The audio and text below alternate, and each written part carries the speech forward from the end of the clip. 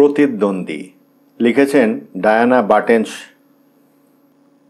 Warner এবং clause ইন্সব্রাক থেকে একত্রে পাহাড়ি গ্রাম ডুরাচে চলে এলো দিন দুই হচ ডুরাচে স্কি করে কাটাবে বলে। হচ ডুরাচ হল ডুরাচ থেকে 10,000 ফুট উঁচুতে একটি স্কি ফিল্ড। ওয়ার্নার এবং ক্লাউস বাল্যবন্ধু। একসময় দুজনের মাঝে দারুণ ঘনিষ্ঠতা ছিল। এখনও যে বন্ধুত্ব নেই তা নয়, পরস্পরের সাহচর্য ওরা দুজনেই মাঝে মাঝে বেশ উপভোগ করে। কিন্তু ব্রিজিত প্রসঙ্গ এলে মুহূর্তে পাল্টে যায় পরিবেশ। তখন কেউ কাউকে ছেড়ে কথা বলে না, হয়ে ওঠে পরস্পরের শত্রু ও প্রতিদ্বন্দ্বী মনোভাব সম্পন্ন। ব্রিজিত জ্যাল হল অপূর্ব সুন্দরী এক নারী, যার প্রেমে ওয়ার্নার এবং ক্লাউস দুজনেই সাংঘাতিক দিওয়ানা। ফুটন্ত গোলাপের মতো মেয়েটিকে দেখামাত্র ওরা প্রেমে পড়ে গিয়েছিল। ইন্সব্রাক স্ট্রিটে ওদের প্রতিবেশী হয়ে যেদিন এলো ব্রিজিত, সেদিন থেকেই ওয়ার্নার এবং ক্লাউস বুঝতে পেরেছিল খোদা হাফেজ দোস্তি। ব্রিজিতের ব্যাপারে কেউ এক চুল ছাড় দিতে রাজি নয়। তাকে এক মুহূর্তের জন্যেও চোখের আড়াল করার কথা ভাবতে পারে না তারা। চোখের আড়াল করতে হলে দুজনকেই তা একসাথে করতে হবে, এটাই হলো পারস্পরিক সমঝোতা মতে সিদ্ধান্ত। তাই ডুরাচে একত্রে স্কি করতে এসেছে ওয়ার্নার এবং ক্লাউস। ব্রিজিতের ব্যাপারে কেউ কাউকে বিশ্বাস করতে পারে না বলেই এই ব্যবস্থা। একজন উইকেন্ড কাটাবে, সেই সুযোগে অপরজন ব্রিজিতের প্রণয় যাচনা করার সুযোগ নেবে, তা হয় নাকি? ওরা ঠিক করেছে ডুরাচের একই হোটেলে দুজনে উঠবে। হচ ডুরাচের স্কি ফিল্ডে স্কিও করবে একসঙ্গে। শেষে একই বাসে চড়ে ফিরে যাবে ইন্সব্রাকে। ব্রিজিত ওদের পাড়ায় এসেছে বেশি দিন হয়নি, কিন্তু এই কটা মাস দুজনেরই খুব অশান্তিতে কেটেছে পরস্পরকে সন্দেহ আর শত্রুতার চোখে দেখার কারণে। এখন উইকেন্ড কাটাতে ডুরাচে এসে দুজনেই যেন হাঁপ ছেড়ে বেঁচেছে ব্রিজিতকে নিয়ে কটা দিন অন্তত দুশ্চিন্তা করতে হবে না ভেবে। ভাবনাটা ওদের এমনই স্বস্তি দিয়েছে যে দুজনেই একটা সময়ে স্বতঃস্ফূর্তভাবে ডুবে গেল বাল্য স্মৃতিকে আবার উজ্জীবিত করার কাজে। অনুভব করল ব্রিজিতকে নিয়ে এতদিন পরস্পরের মাঝে সন্দেহের যে বিশ্রী একটা মানসিক চাপ ছিল, তা থেকে মুক্ত হতে পেরে বেশ আনন্দ লাগছে। ডুরাচ গ্রাম থেকে হচ ডুরাচের পাহাড়ি উপত্যকায় পৌঁছানোর দুটো রাস্তা আছে। একটা খুব দুর্গম, খাড়া ঢাল বেয়ে নামতে হয়, কিন্তু সেখানে বাতাসের তাণ্ডব এত বেশি যে 3 মাইল রাস্তা পার হতে অতি বড় ড্রাইভারেরও বুক কাঁপে। সরু ট্র্যাকটার ওপরে সারাক্ষণই ঝড়ো হওয়ার চাপে লম্বা গাছগুলো মাথা ভেঙে পড়ে যায় বা মোচড় খেয়ে নুয়ে পড়তে থাকে। এটা একটা ওয়ান ওয়ে রোড, আর গাড়িও চালাতে হয় খুব আস্তে। একটু অসতর্ক হলেই সোজা রাস্তার পাশে মুখ হাঁ করে থাকা অন্ধকার খাদের মধ্যে গিয়ে পড়তে হবে। অন্য ব্যবস্থাটা হলো চেয়ার লিফট। বিরাট একটা কেবল বা তারে ডজনখানেক চেয়ার আকাশ ছোঁয়া গাছের সারির মাথার ওপর দিয়ে হেলে দুলে এগোই। এক পাইলন অর্থাৎ ইস্পাতের তৈরি ইলেকট্রিক তারের উঁচু থাম থেকে আরেক পাইলন অতিক্রম করে ধীর গতিতে। পাহাড় থেকে তখন চেয়ারগুলোর উচ্চতা দাঁড়ায় কমপক্ষে 2000 ফুট। মাঝে মাঝে অবশ্য চেয়ার লিফটের উচ্চতা মাটি থেকে খুব কমই হয়ে থাকে, বড়জোর 30-40 ফুট। তবে 2000 ফুটে ওঠার পরে নিচের দিকে তাকালে বুক কেঁপে ওঠে সবারই। যদিও প্রকৃতির আশ্চর্য নীরবতা এবং শান্ত পরিবেশের মুগ্ধ করার মতো সৌন্দর্য ভীতিকর পরিস্থিতিটাকে দ্রুত স্বাভাবিক করে তুলতেও সাহায্য করে। ওয়ার্নার এবং ক্লাউস শুক্রবার সন্ধ্যায় হাজির হয়ে গেল তাদের গন্তব্যে। ক্রোন হোটেলে রাত্রি যাপন করল। পরদিন সকালে চেয়ার লিফটের লাইনে গিয়ে দাঁড়ালো। অপেক্ষা করতে লাগলো নিজেদের পালা আসার জন্য। সুযোগ যখন এলো, অ্যাটেন্ডেন্ট লোকটা দ্রুত ওয়ার্নারের গায়ে মুড়ে দিল একটা কম্বল। চেয়ারটা দুলতে দুলতে ওর কাছে চলে এলো। লাফিয়ে চেয়ারে উঠে বসলো ওয়ার্নার, এক হাতে স্কি জোড়া নিয়ে। এক ঝাঁকি খেয়ে ইঞ্জিন হাউস থেকে ক্রমশ দূরে সরে যেতে লাগলো। এগুলো ঢালের উপরের বনভূমির দিকে। কি মনে করে পেছন ফিরে তাকিয়ে দেখলো ক্লাউসও আসছে আরেকটা চেয়ারে বসে। ক্লাউসের জন্যে এই প্রথম ওর দুঃখ হলো, ভেবে যে লোকটা খামোখা ব্রিজিতকে নিয়ে দিবাস্বপ্ন দেখছে। ক্লাউসকে ব্রিজিতের যোগ্য বলা যাবে না কিছুতেই, কারণ ব্রিজিত ওয়ার্নারের মতো লম্বা কালো চুলের ফর্সা মানুষ পছন্দ করে। সোনালি চুলওয়ালা চাল কুমড়ো ক্লাউসকে নয়। আসলে ক্লাউসের উচিত ব্রিজিতের মন জয় করার এই অসম প্রতিযোগিতা থেকে সরে দাঁড়ানো। বাটকু ক্লাউসকে ব্রিজিত কোনোদিনই বিয়ে করবে না। একটা পাইলনের বাহুর উপর দিয়ে ঠনঠন শব্দ তুলে এগিয়ে যাচ্ছিল চেয়ার। হঠাৎ মৃদু ঝাঁকি খেল। কৌতূহলী হয়ে নিচের দিকে তাকালো ওয়ার্নার। অনেক নিচে নীলচে ছায়া ঘেরা বরফ ঢাকা পাহাড় সারি। বনভূমির উপর দিয়ে এগিয়ে চলেছে ওরা। পাইনের সারির ফাঁকে হচডুরাচের একটা স্কি রান দেখা গেল, বেশ কিছু স্কিয়ার সহ। প্রথম দলটা ইতিমধ্যে স্কি করতে নেমে পড়েছে। এক্সপার্টরা সবার সামনে, আর কজন ইনস্ট্রাক্টরদের পেছনে তাদেরকে অনুসরণ করে চলেছে। একটি মেয়েকে দেখল ওয়ার্নার। ভিড় থেকে ছিটকে বেরিয়ে এলো। ঠিক ওর চেয়ারের নিচে দারুণ একটা বাঁক নিয়ে ছুটতে শুরু করলো। মেয়েটি স্লিম, সুগঠিত শরীর। ব্রিজিত ঠিক এই স্টাইলে স্কি করে। ওয়ার্নারের দুঃখ লাগলো, এত চমৎকার একটা জায়গায় এই মুহূর্তে ব্রিজিত নেই ভেবে। কেবলটা এখন বরফ ঢাকা একটা খাদের উপর দিয়ে এগোচ্ছে। খাদের নিচেটা গভীর এবং অন্ধকার। খাদ পার হয়ে আবার গাছের সারির মধ্যে ঢুকলো চেয়ার লিফট। এখানে সুগভীর অরণ্যে দুপুরের আগে ছাড়া উপত্যকায় সূর্যের আলো ঢুকতে পারে না। ওয়ার্নার গায়ের কম্বলটা চেপে ধরল দু হাতে। ছমছম করে উঠল গা। ওয়ার্নারের পিছু নিয়ে আসছে ক্লাউস। ওয়ার্নারকে এক মুহূর্তের জন্যে চোখের আড়াল হতে দিতে রাজি নয়। সেবার অলিম্পিক জাম্পের সময় সুযোগ পেয়ে এমন একটি কাণ্ড করে বসেছিল ওয়ার্নার। ওরা দুজনে মানুষের ভিড়ে মিশে স্কি জাম্পিং দেখছিল। ক্লাউস হঠাৎ আবিষ্কার করে ওয়ার্নারকে কাছে পিঠে দেখা যাচ্ছে না। পরে জানা গেল ব্রিজিত ওই অনুষ্ঠান দেখতে এসেছে কিনা তা জানার জন্য ওয়ার্নার চুপি চুপি তার সন্ধানে বেরিয়ে পড়েছিল। ব্যাপারটা মোটেই ভালো লাগেনি ক্লাউসের। ওয়ার্নার এক সময় তার ভালো বন্ধু ছিল, এ কথা অস্বীকার করে না ক্লাউস। তবে ব্রিজিতের ব্যাপারে ওকে তিল পরিমাণ বিশ্বাস করে না সে। অবশ্য এর মানে এ নয় যে ওয়ার্নার ব্রিজিতের জন্যে যোগ্য পুরুষ ভেবে তাকে ভয় পাচ্ছে। ক্লাউসের চোখে ওয়ার্নার হলো রুক্ষ গোয়ার স্বভাবের মানুষ। তার তুলনায় ক্লাউস নিজে অনেক হাসি খুশি, স্বতঃস্ফূর্ত। ব্রিজিত নিশ্চয়ই ওয়ার্নারের মতো একটা গোয়ার গোবিন্দকে পছন্দ করবে না। চেয়ারগুলো হঠাৎ সূর্যালোকে উদ্ভাসিত হয়ে উঠল। অন্ধকার অরণ্য এবং বরফ ঢাকা ঢাল ছাড়িয়ে উঠে এসেছে উপরে। ওদের সামনে বেশ কিছু কুটির সহ হচডুরাচের হোটেল দেখা যাচ্ছে। পাহাড় চূড়োয় চোখ ধাঁধানো সাদা ঝকঝকে নীল আকাশের পটভূমিতে জুড়িয়ে দিল নয়ন। অনেক লোক দেখতে পেল ওরা। বরফের গায়ে ঝলসে ওঠা কুঁজ বা ভাঁজের মতো লাগছে। হাঁটার সময় ছোটোখাটো ঢালে হোঁচট খাচ্ছে। চেয়ার থেকে নামার পরে অ্যাটেন্ড্যান্ট ওদের গা থেকে কম্বলগুলো খুলে নিল। তারপর চেয়ারে সারি ঘুরে আবার দুলতে দুলতে যাত্রা শুরু করলো নিচে, ডুরাচের দিকে। ওয়ার্নার অপেক্ষা করলো ক্লাউসের জন্যে। সে এলে দুজনে রওনা হয়ে গেল আরেকটা ছোট লিফটের দিকে। এই লিফটে চড়ে ওরা বরফ ঢাকা বিশাল পাহাড়ের মাথায় চলে এলো। তারপর শুরু করলো স্কি। ফুরফুরে তাজা বাতাসে নরম বরফের ওপর হিস হিস শব্দ তুলল দু বন্ধুর স্কি। ছুঁয়ে যেতে লাগলো আনন্দে উজ্জ্বল দুই মুখ। সারাটা সকাল ওরা পাহাড়ে স্কি করে কাটালো। বেশ কয়েকবার ছোট লিফটে উঠল, সূর্যতাপ সরাসরি গায়ে লাগাবে বলে। ওদের হাসি আনন্দ দেখে বোঝার উপায় নেই কখনো কখনো ওরা পরস্পরের চরম শত্রু হয়ে ওঠে।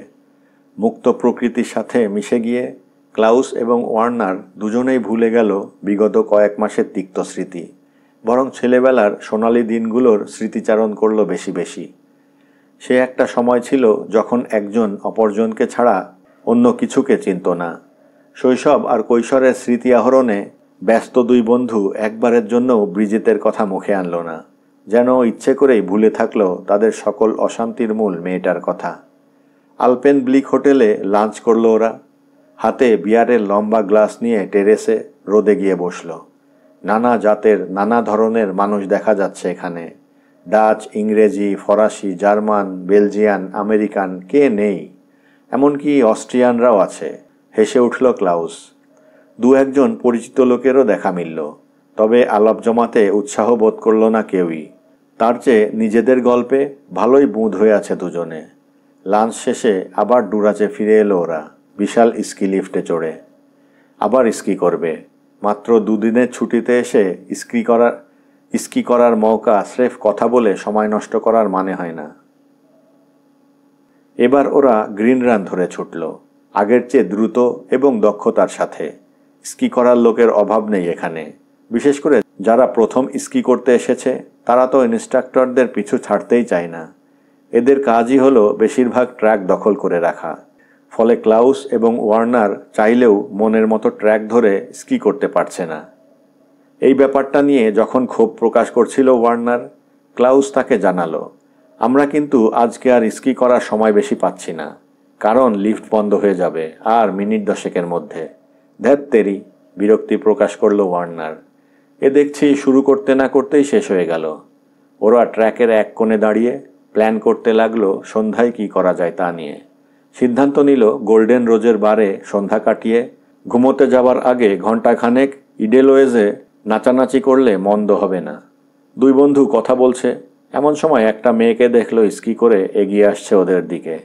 মেয়েটি ওদের সাথে ইন্সব্রাক স্কুলে পড়তো। আরে অ্যাঞ্জিল, বলল ওয়ার্নার, তুমি এখানে? জানতাম না তো। না জানারই কথা, শুকনো গলায় জবাব দিল মেয়েটা। তোমরা তো ব্রিজিতের কথাও জানো না। ব্রিজিত? সে এখানে আসেনি, আসতে পারে না, বলে উঠল ক্লাউস। খুব পারে, এই তো বিকেলবেলা ওকে দেখলাম তার কাজিনের মার্সিডিজে চড়ে আসতে। ব্রিজিতের কাজিন? ভিয়েনার সেই বুড়োটা? অবাক গলায় প্রশ্ন করল ওয়ার্নার। বুড়ো? কাকে বুড়ো বলছো তুমি? বয়স একটু বেশি হলেও যথেষ্ট হ্যান্ডসাম লোকটা। তোমাদের চেয়ে তো বটেই। ইচ্ছে করেই খোঁচাটা দিল অ্যান। ব্রিজিতকে ঈর্ষা করে অ্যানলিজ। তার খুব ইচ্ছে ছিল ওয়ার্নার এবং ক্লাউসকে ভেড়া বানিয়ে রাখবে, কিন্তু বোকা দুটো ব্রিজিতের প্রেমে এমন পাগল যে অ্যানের দিকে ফিরেও তাকায় না, আর সেটাই অ্যানের গা জ্বলার কারণ। কিন্তু ব্রিজিত এখানে এসেছে, ক্লাউস এবং ওয়ার্নার কেউই সেটা বিশ্বাস করতে পারছে না। ওরা অ্যানলিজের সাথে তর্ক করতে যাচ্ছিল। এক ধমকে ওদের চুপ করিয়ে দিল মেয়েটা। ব্রিজিত এসেছে, নিজের চোখে ওকে আমি দেখেছি। আবার স্কি শুরু করতে যাচ্ছে অ্যান। পেছন থেকে ওকে ডাকলো ওয়ার্নার। 1 মিনিট, ব্রিজিত এখন কোথায়? বার্গে। আজ রাতটা ওখানেই কাটাবে ওরা, তবে আলাদা রুমে ঘুমাবে শুনেছি। বার্গ? সে তো হজ ডুরাচ্ছে, বিড়বিড় করল ক্লাউস। আর 2-3 মিনিটের মধ্যে লিফট বন্ধ হয়ে যাবে। হঠাৎ কটমট করে ওর দিকে তাকালো ওয়ার্নার। বেটা কি হজ ডুরাচ্ছে যাবার ফন্দি আঁটছে? ওখানে গিয়ে ব্রিজিতের সাথে ভাব জমানোর বুদ্ধি? ওয়ার্নার বেঁচে থাকতে তা হতে দেবে না। অবশ্য ওরা নিচে পৌঁছবার আগেই হয়তো লিফট বন্ধ হয়ে যাবে, আর চেয়ারগুলো শেষ রাউন্ড ঘুরে আসবে শূন্য অবস্থায়, গেটও বন্ধ হয়ে যাবে। তখন হচডুরাচে যেতে হবে বিপদসংকুল 3 মাইল রাস্তা ঠেঙিয়ে। অবশ্য ওয়ার্নার সে ভয়ে ভীত নয়, কারণ হাঁটতে হলে ক্লাউসের আগেই গন্তব্যে পৌঁছে যাবে সে। তার পা জোড়া বেঁটে ক্লাউসের চেয়ে শক্তিশালী এবং লম্বা। ক্লাউসও একই বিষয় নিয়ে চিন্তা করছিল। তাই দেখা গেল অ্যানলিজ চলে যাবার পরপরই দুজনেই একটি কথাও না বলে হনহন করে অন্ধকার ট্র্যাক ধরে হাঁটা শুরু করে দিয়েছে। ওয়ার্নার দ্রুত হাঁটতে পারে বটে, কিন্তু শরীর ভারী বলে তার আগে ক্লান্ত হয়ে পড়ার সম্ভাবনা বেশি। ওরা নিচে এসে দেখল একটা পাইলন তখনও একটা চেয়ার লিফট কেবল টেনে আনছে। অন্ধকারে ভূতের মতো লাগছে দেখতে। চেয়ারগুলো দুলছে, হয়তো আরও কিছুটা সময় যাত্রী ছাড়াই চলতে থাকবে। ক্লাউসের মাথায় ঝট করে বুদ্ধিটা খেলে গেল। ওর মনে পড়ল ওয়ার্নার উচ্চতাকে ভীষণ ভয় পায়। পাহাড়ে চড়ার অভিজ্ঞতা তার নেই, ক্লাউসের আছে। ক্লাউস দ্রুত পাইলনের পায়ের কাছে দাঁড়িয়ে পড়ল। বিদ্যুৎ গতিতে পা থেকে স্কি খুলে নিয়ে পাইলন বেয়ে উঠতে শুরু করল। ক্লাউস, কি করছো তুমি? চেঁচিয়ে উঠল ওয়ার্নার। সেও দাঁড়িয়ে পড়েছে। ক্লাউস কি করতে যাচ্ছে বুঝতে পেরে রাগ উঠে গেল মাথায়। এক ঝটকায় স্কি খুলে উপরে উঠতে শুরু করল। রাগের চোটে উচ্চতা ভীতি চলে গেছে তার। ওয়ার্নার ওকে ধরার আগেই ক্লাউস খপ করে পাশ দিয়ে চলে যেতে থাকা একটা চেয়ারের কোণ ধরে ফেলল। শূন্যে একটা দোল খেয়ে উঠে বসল সিটে। চেয়ারটা ভীষণভাবে ঝাঁকুনি খেল। চেয়ারটা সোজা পাহাড়ের উপরে চলে যাচ্ছে দেখে ঢোক গিল ওয়ার্নার। কপালে ঘাম ফুটল। সামান্য ইতস্তত করে পাইলন বেয়ে আরও উপরে উঠে এলো সে। এক হাত বাড়িয়ে ধরে ফেলল পাশ দিয়ে যেতে থাকা আরেকটা চেয়ার। ক্লাউস জানে তার উচ্চতা ভীতি আছে। হারামজাদা ইচ্ছে করে চেয়ার লিফটে উঠেছে। ভেবেছে ওয়ার্নার ভয়েই ওতে উঠবে না। কিন্তু বেঁটে বাটুল তো আর জানে না ওয়ার্নার কি চিজ। ক্লাউস আগে চেয়ারে উঠেছে তো কি হয়েছে, সে তো এক চেয়ার পেছনেই আছে। দোল খাওয়া চেয়ারে উঠতে গিয়ে আরেকটু হলে হাত পিছলে পড়ে যাচ্ছিল ওয়ার্নার। শক্ত মুঠিতে চেয়ারের একটা পাশ ধরে সিটের ওপর শরীরটাকে টেনে আনল সে। তার সামনে ক্লাউস ঘাড় ঘুরিয়ে তাকালো। গোধূলির আবছা আলোতেও দেখা গেল হিংস্র সাপদের মতো জ্বলছে তার চোখ। ওকে উদ্দেশ্য করে কি একটা গালি দিল ক্লাউস, বোঝা গেল না।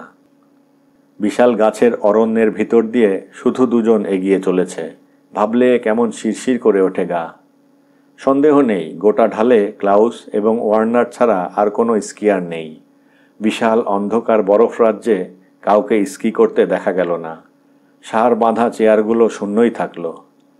দ্রুত যেন লাফিয়ে নামতে শুরু করলো আঁধার।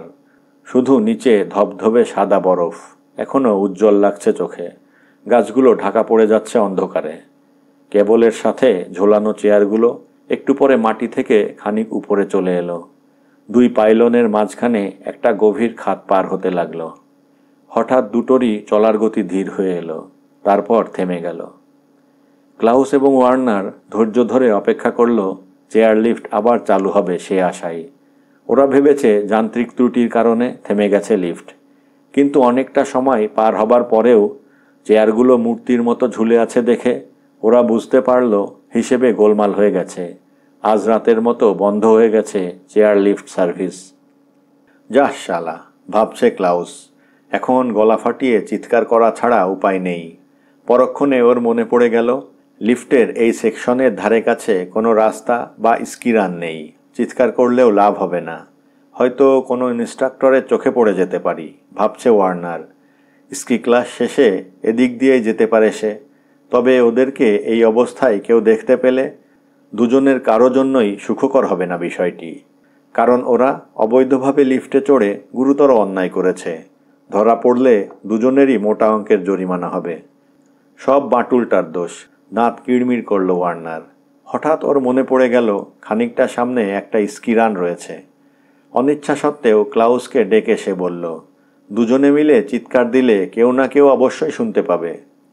ক্লাউস রাজি হলো ওয়ার্নারের প্রস্তাবে। দুজনে মিলে গলা ফাটিয়ে সাহায্যের জন্য চেঁচাতে শুরু করলো। কিন্তু চেঁচাতে চেঁচাতে গলা ব্যথা করাই সার হলো। কেউ শুনতে পেল না ওদের চিৎকার। যেসব স্টেশন আছে সেগুলোর অবস্থান অনেক দূরে, আর ঢেউ খেলানো পাহাড়ের সারি ওগুলোকে আড়াল করে রেখেছে। ওয়ার্নার পিছন ফিরে দেখার চেষ্টা করলো কাছের পাইলনটা কত দূরে। ওটা বেয়ে যদি নেমে পড়া যায়, কিন্তু পাইলনটা নাগালের বাইরে, অনেকটা দূরে। তোমার পাইলনটা কি কাছে? এক মুহূর্তের জন্যে রাগ ভুলে জানতে চাইল সে। বেশ দূরে, পাহাড়ের ওপর। তোমারটা নাগাল পাচ্ছ না? ওয়ার্নার মুখ তুলে লম্বা টিউবটাকে দেখালো। ওটা কেবলের সাথে চেয়ারটাকে সংযুক্ত করে রেখেছে। পিচ্ছিল আর বরফ ঠান্ডা হবার সম্ভাবনাই বেশি। আর কেবলটা বেশ সরু, হাত কেটে যেতে পারে। কাজেই কেবল ধরে পাইলনের কাছে পৌঁছবার চিন্তাটা নাকচ করে দিতে হলো ওয়ার্নারকে। কোনো আশা নেই, বলল সে চেঁচিয়ে। তারপর দুজনে চুপচাপ বসে রইল। কান পেতে শোনার চেষ্টা করছে কারো পায়ের শব্দ টব্দ পাওয়া যায় কিনা। কিন্তু স্থির প্রকৃতি পাথর হয়ে রইল। বিশাল আকাশ আর বরফ ঢাকা পাহাড় বিরাট শূন্যতা বুকে নিয়ে দাঁড়িয়ে থাকল। হঠাৎ গাছের পাতা কেঁপে উঠল বাতাসে, গুঙিয়ে উঠল, ফিসফিস করল। চেয়ারগুলোর পাশ দিয়ে পাক খেতে খেতে চলে গেল। আবার নিঝুম হয়ে গেল চারদিক। অসহ্য নীরবতা নেমে এলো আগের মতো হিমশীতল প্রকৃতিতে। আবার শুরু করো। ভেঙে খান খান হয়ে গেল নীরবতা ওদের হেঁড়ে গলার চিৎকারে। কিন্তু এলো না কোনো প্রত্যুত্তর। গায়ে কম্বল জড়ানো থাকলেও স্কিয়াররা শীতে ঠকঠক করে কাঁপতে থাকে, আর এই মুহূর্তে ওদের কারোর গায়ে কম্বল নেই। ফলে শীতে জমে যাবার অবস্থা হলো দুজনেরই। যত সময় যাচ্ছে ঠান্ডা যেন ততই বেড়ে চলেছে, আর নিস্তব্ধতা শীতের চেয়েও বেশি কাবু করে দিচ্ছে ওদের। ক্লাউস নিচের দিকে তাকালো। ঢালটা খুব বেশি দূরে নয়, আর ওখানে 2-3 ফুট বরফ থাকার কথা। সে যদি তার কোট আর জার্সি দিয়ে দড়ি বানাতে পারে তাহলে ওটা বেয়ে নিচে নামতে বিশেষ বেগ পেতে হবে না। তবে কোট আর জার্সি ছাড়া ও শীতে জমে যেতে পারে। অবশ্য নড়াচড়ার মধ্যে থাকবে বলে ঠান্ডা অতটা নাও লাগতে পারে। গভীর বরফে স্কি ছাড়া হাঁটা মুশকিল। কখন সাহায্য আসবে তার আশায় থেকে জমে বরফ না হয়ে এটা করা বরং বেশি বুদ্ধিমানের কাজ হবে। ক্লাউস কোট খুলে ফেলল। একটা হাতা দিয়ে চেয়ারের একটা কোণে বাঁধল। তারপর জার্সি খুলে কোটের অন্য হাতার সাথে গিঁট দিল। জিনিসটা ওর ভার সইতে পারবে তো, নাকি গিঁটটু খুলে যাবে? কিম্ভূত দড়িটা টেনে টুনে দেখল ক্লাউস। শেষে সন্তুষ্ট হলো। না, জিনিসটা শক্ত হয়েছে মনে হচ্ছে। কোট আর জার্সি ছাড়া ক্লাউসের প্রায় দাঁত কপাটি লেগে গেল ভয়ানক ঠান্ডায়। এত দ্রুত শরীর ঠান্ডা হয়ে আসছে যে সে ভয়ই পেয়ে গেল। ওয়ার্নার পেছন দিকে ক্লাউসের নড়াচড়া সন্দেহের চোখে লক্ষ্য করছিল। অন্ধকারে বোঝা যাচ্ছিল না ক্লাউস কি করছে। সে তীক্ষ্ণ চোখে তাকিয়ে রইল। শেষে আসল ব্যাপারটা ধরতে পেরে আঁতকে উঠল ওয়ার্নার। ওরে শালা, হিসিস করে উঠল সে। তুমি তাহলে দড়ি বানিয়ে নেমে পড়ার তাল করছো যাতে ব্রিজিতের কাছে আগে পৌঁছানো যায়? ওয়ার্নার দম বন্ধ করে ক্লাউসের কাণ্ডকারখানা দেখতে লাগলো। ক্লাউস দড়ি বেয়ে নামতে শুরু করেছে। হাতের মুঠিতে জিনিসটা পিছলে যেতে চাইছে। টের পেল খুলে যাচ্ছে গিঁট। এখনই লাফ না দিলে উপায় নেই। জমিন বোধহয় খুব একটা দূরে নয়। নিজেকে খসে পড়ে যেতে দিল ক্লাউস। তবে মহাপতন শুরু হলো ওর। পড়ছে তো পড়ছেই। মাটি তো এত দূরে থাকার কথা নয়। প্রচণ্ড জোরে বাড়ি খেল ক্লাউস শক্ত পাথরের গায়ে। শরীরের সবগুলো হাড় ভেঙে চুরচুর হয়ে গেল। ব্যথার তীব্র একটা ঢেউ গ্রাস করল ওকে। সেই সাথে ছিনিয়ে নিল চেতনা। ওয়ার্নার ওকে পড়ে যেতে দেখল। পাথরের সাথে সংঘর্ষের বিশ্রী থ্যাঁচ শব্দটাও কানে এলো। হঠাৎ 5 মিনিট কিছুই শুনতে পেল না সে। অবশেষে স্থির বাতাসে ভেসে এলো অমানসিক এক গোঙানির আওয়াজ। উঁচু এবং সরু গলায় কাতরানোর শব্দ। ওয়ার্নারের গায়ের লোম খাড়া হয়ে গেল। জ্ঞান ফিরে পাবার পরে ক্লাউস বুঝতে পারল তার দুটো পাই জনমের মতো ভেঙেছে। পাঁজরের একটা হাড়ও বোধহয় আস্ত নেই। সে উঠে দাঁড়ানোর চেষ্টা করতেই পায়ের ভাঙা হাড়ে খট শব্দ হলো। প্রচণ্ড ব্যথায় চোখে লাল নীল তারা ফুটল। ওয়ার্নারের মতো গোঙানির আওয়াজ সেও শুনল। তবে প্রথমে বুঝতেই পারল না গোঙানিটা আসলে তার গলা থেকেই বেরিয়েছে। নিজের অবস্থান সম্পর্কে পুরোপুরি সচেতন হয়ে ওঠার পরে ক্লাউস তারস্বরে ডাকতে শুরু করল ওয়ার্নারকে সাহায্যের জন্যে। ওয়ার্নার, ওয়ার্নার, বাঁচাও, আমাকে বাঁচাও। কিন্তু ভয়, আতঙ্ক এবং ঘৃণা নিয়ে ওয়ার্নার পাথর হয়ে বসে থাকল নিজের জায়গায়।